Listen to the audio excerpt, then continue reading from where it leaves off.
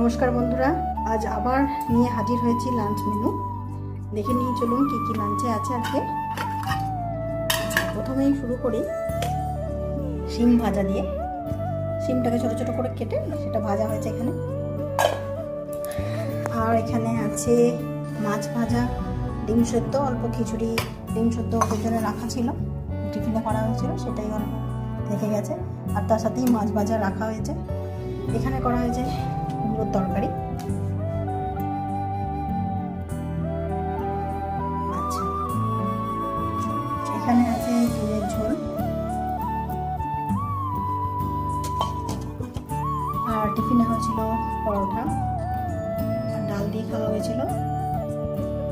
ডাল শেষ। আর এইটা আজকে স্পেশাল ডিশ, এটা হচ্ছে কাতলা মাছ ছিল, সেটাকে সেদ্ধ করে কাঁটা ছাড়িয়ে তার বড়া করে তরকারি। এটা মাছের বড়া তরকারি।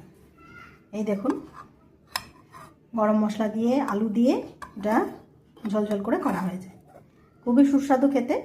অনেক সময় কি হয় যে অনেক দিন ধরে মাছ খেতে খেতে ভালো লাগে না, তো আর বাঙালিদের মাছ ছাড়া চলে না। সুতরাং মাছ যেদিনকে থেকে যাবে ফ্রিজে, বা অনেক সময় হয় যে 2-3 দিন 4 দিন মাছটা খাওয়ার পর কিছুটা থেকে গেল, তখন সেই সময়ে মাছটাকে সেদ্ধ করে এরকম বড়ার তরকারি করে খেলে খুবই সুস্বাদু লাগে।